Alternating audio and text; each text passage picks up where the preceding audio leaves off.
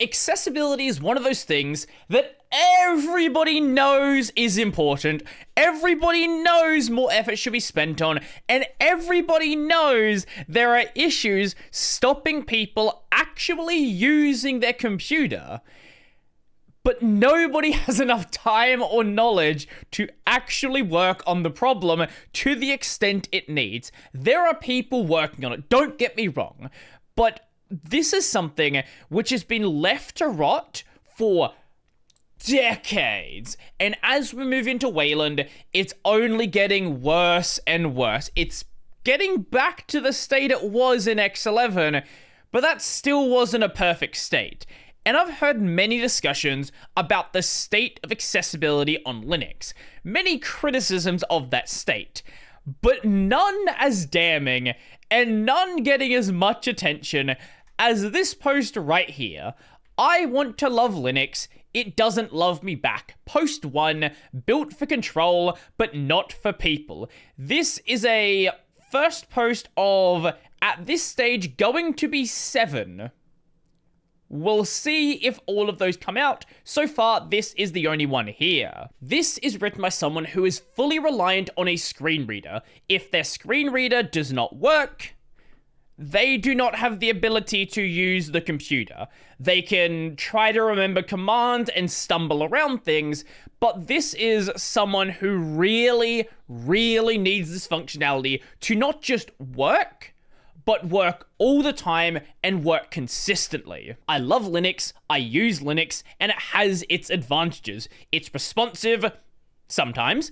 Some things just work plain better. Settings being stored in actual config files instead of opaque registries, that's an accessibility win. And not just for people like the author here. Everybody. The fact that you can just go into, in most cases, some things are stored in other places, but for user configurations into your .config directory, and you just have a bunch of files here. You can go and modify the files. Most of these are not encoded in any weird way. They're just regular plain text, and that is awesome. That is amazing and makes things really easy. When something breaks, you don't have to reinstall the whole OS like you would on Windows. There's probably a way to fix it on Windows, but you're never going to find the answer. It's probably hidden in some weird documentation or on some weird forum somewhere, and nobody actually has any idea what they're doing. Most importantly, it's mine to do with as I please, to fix, break, and rebuild and own. You can tear the system apart, you can build it from the ground up, you can install anything you want on the system. It's yours. It really is yours. Nobody is telling you what you can and can't do. And this post is not an attack on people who maintain Linux accessibility. I have huge respect for every single person who's ever written a patch to Orca, Braille TTY, Speech Dispatcher, ATSPI, or any of the dozens of tools that make it possible to use Linux without sight. They are often doing it for free in their spare time while fixing upstream changes, toolkit breakage, and general apathy from distros and desktop makers. They are heroes for making it work despite all that. But at the same time, there are problems, and we have to be honest about the problems that exist. And yes, you could say, well, you know, be the change you want to see in the world, code it yourself. Understandable. But I shouldn't have to. And if that's all you have to say, stop reading, I don't care. This is somebody who is a Linux user. They're not someone who's new to Linux. They've been using Linux for a very, very long time. These are very old problems. These are reported problems. And these are things which nobody's had the time to get to. And when you need a certain feature to work or you can't use your system, this isn't just being like slightly inconvenienced. This is somebody who legitimately needs something to work. This is someone who knows the system inside and out, who has made it work through manual configuration, scripting, rebuilding broken packages, and sheer force of will. And still, I'm exhausted. Because Linux doesn't fail at the margins, it fails at the very first step. Before you open a terminal, before you write a line of code, before you even get logged in. The basic day one functionality of accessibility is already broken, decaying, or actively getting worse. And again, there are people working on things, but most of the people working on things are not the people who actually need the functionality. And this creates a problem where you might think you're doing something amazing that's going to help so many people, but they can't even get to that step because the earlier things are already broken. So I've said this story before, but much of the accessibility stack we have on Linux was very heavily funded by Sun back in the early 2000s. That was the last time there was major investment in it. And most of what we have is basically just taking that stack and making sure it doesn't break. And with the shift to Wayland, there has been more of an effort to get this stuff up to scratch, just because a lot of stuff completely breaks going from X11 over to Wayland. But it's accessibility, and most people don't need it, so most people aren't working on it because most people work on things they actually use themselves. Linux just works. Does for me.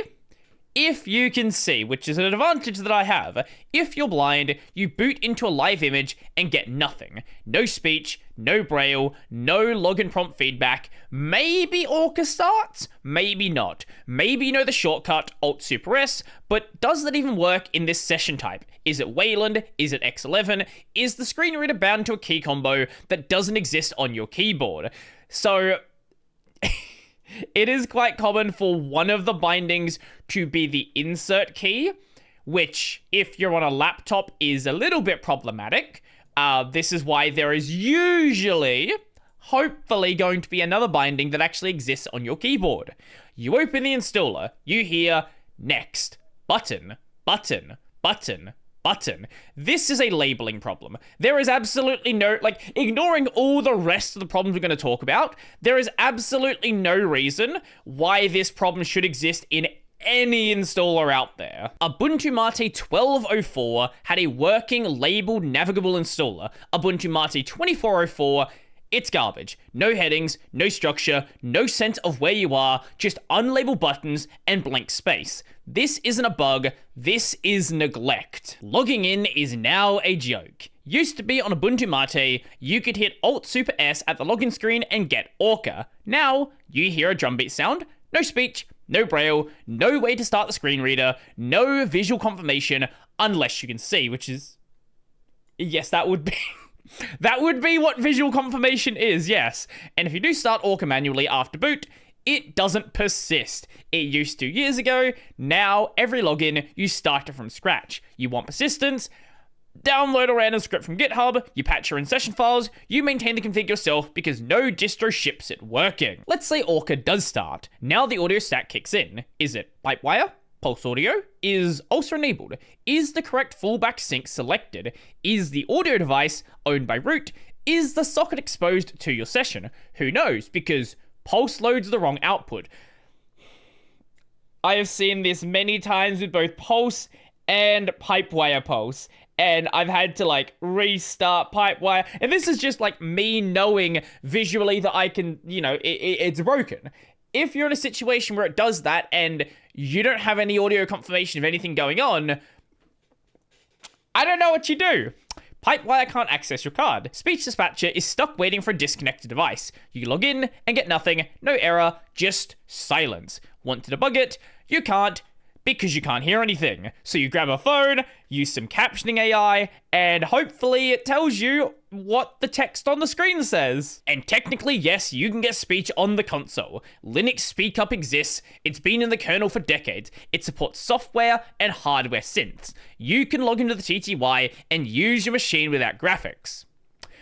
But no one enables it. Your distro doesn't load Speak Up soft. It doesn't start eSpeak Up. It doesn't ship the synth module in the init.rd. The audio system might not even initialize before eSpeak Up starts, so it fails silently. So even if you drop to single user mode, say because the GUI broke, you get nothing, not even an error. You sit there with no speech, no fallback, hoping you can remember the exact keystrokes to get a working shell blind. You want it to work, you have to install and enable Speak Up, patch the init.rd, rebuild your audio stack, debug the TTY config, and pray you didn't forget a kernel module. You want persistent Orca, script. Speak Up at boot, script. Audio from root piped into your user session, script.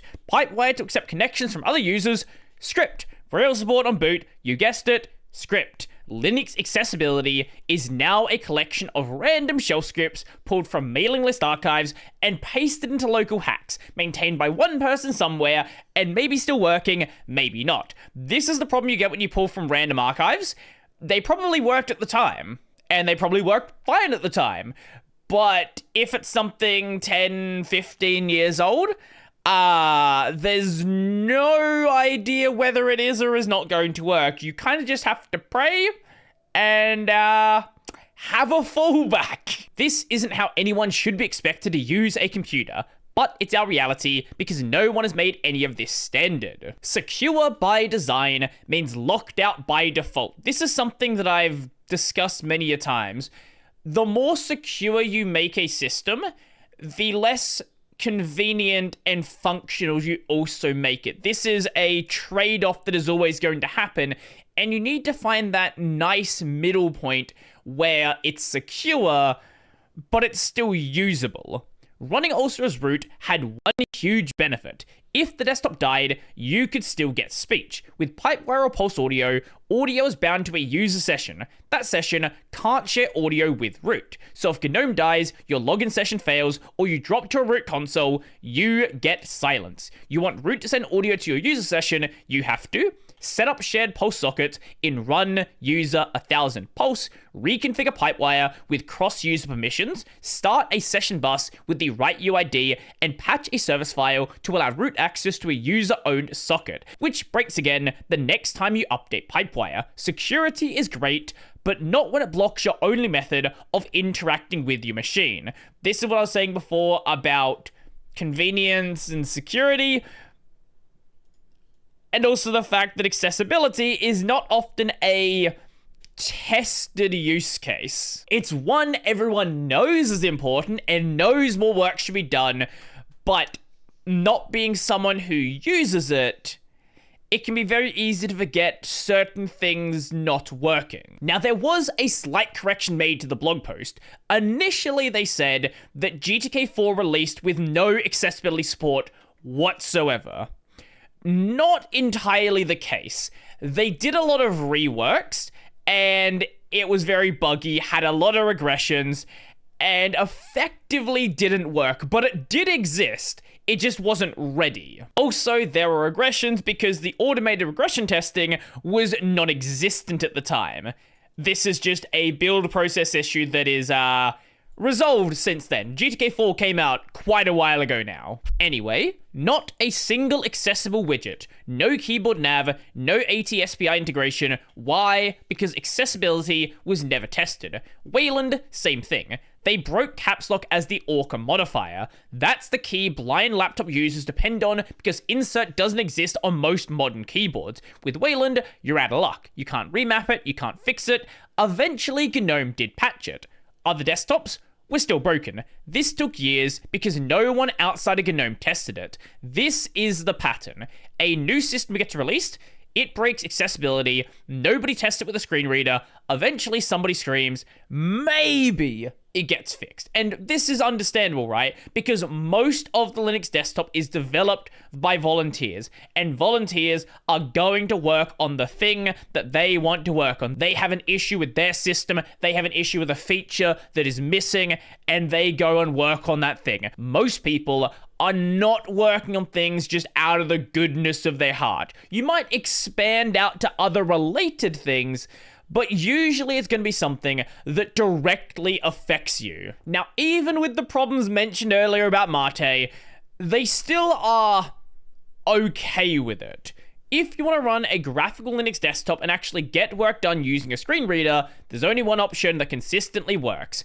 Mate. It's not flashy, it's not modern, it's not innovating like GNOME or spinning UI metaphors like KDE, but it speaks. It tracks focus, Orca behaves, keyboard navigation is mostly sane, and it works without having to file patches, run dev builds, or hack GTK internals. That shouldn't be a compliment though, that should be the minimum. Now, i3 on the other hand, a tiling window manager that had real promise for blind users. It's keyboard driven, it's predictable, it worked well enough with Orca to be usable, and in some cases, better than GNOME. But then came Orca 47. There was a major refactor to how Orca handles keyboard events, something that needed to happen. The old code was brittle, the event handling was broken, it was the right thing to fix. But now, some applications under i3 emit window-grabbed events on every key press, and Orca now dutifully announces each one, every single time. You type, Orca announces the app, you backspace, it announces it again, you navigate, it just keeps going. It's unusable. People noticed, everyone noticed, but when everything is broken, triage becomes an act of despair. This bug isn't ignored, it's just buried under everything else. There are so many bugs surrounding it that nobody can get to it. We know it's broken, we just can't get to it. This is the case of every single volunteer project, not just accessibility.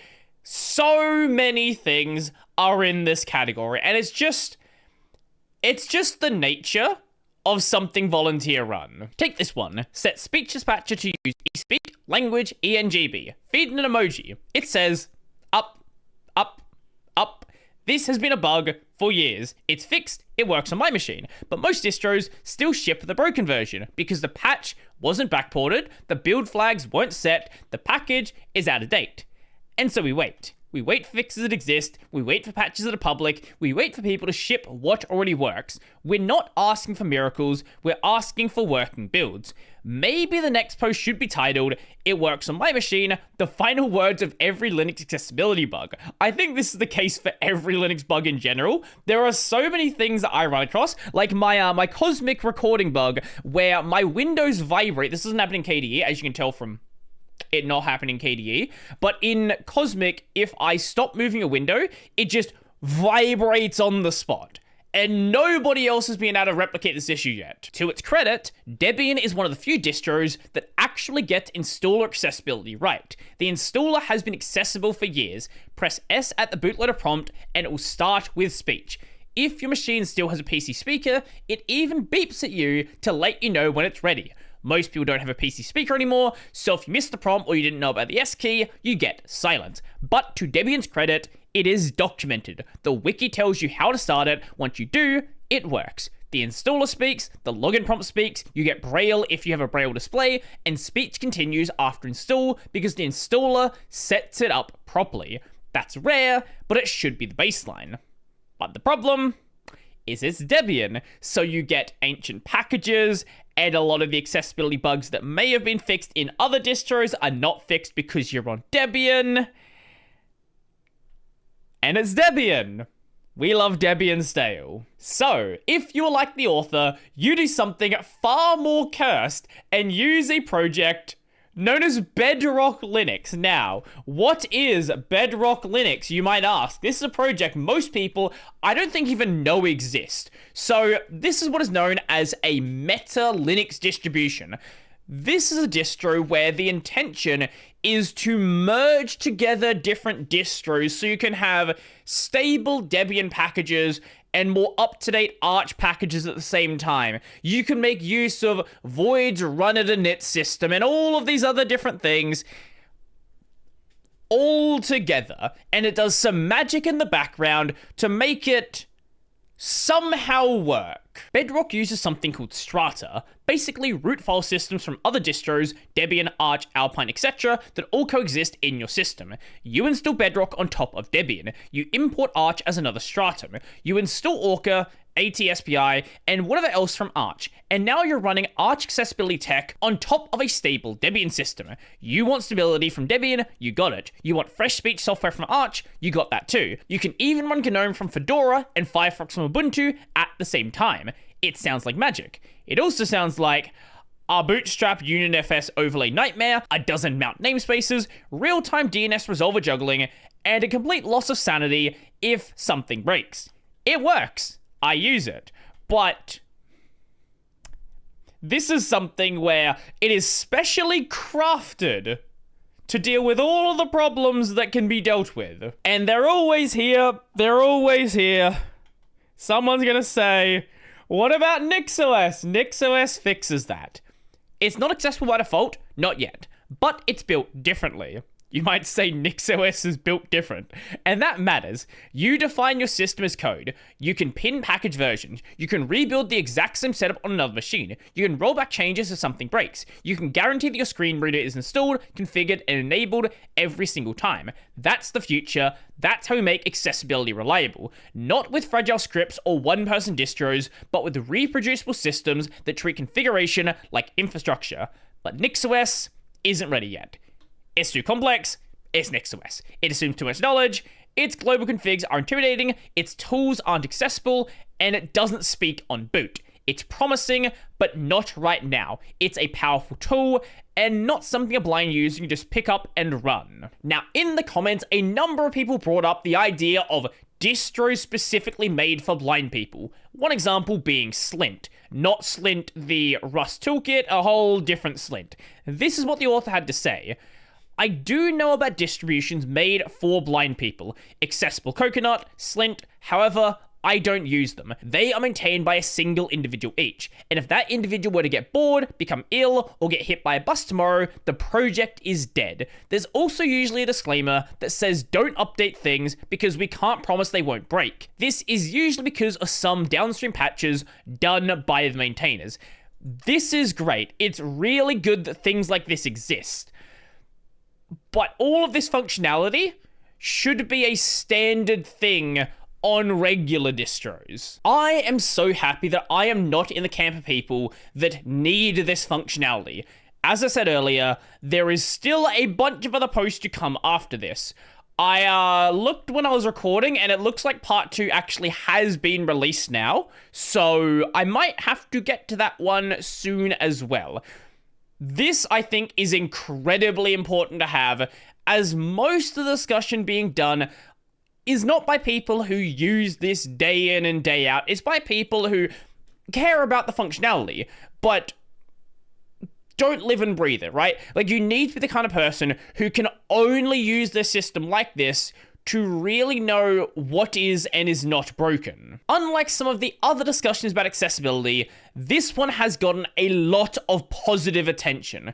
So hopefully as the next parts come out, the same thing goes on then, and we can move more towards a world where issues like this, I wouldn't say are taken seriously, because everyone takes them seriously, but manages to find time to work on these problems, and not just work on the problems, but discuss the problems with the people that actually rely on the software, so you know what you actually need to focus your attention on. Because it's one thing to go and work on something, again, that looks really cool, but if it's not something that people are actually going to be using, in that case, it's kind of a bit of a wasted effort. What do you think? Are you the kind of person who makes use of any accessibility tooling, whether that be a screen reader, whether that be desktop zooming, whether that be high contrast themes, anything like that? I would love to know. And are you the kind of person who desperately needs it, or can you navigate your system without it? I'd love to know. So if you liked the video, go like the video. If you really liked the video and you want to become one of these amazing people over here, check out the Patreon, subscribe to the Liberapay, linked in the description down below. That's going to be it for me, and access this.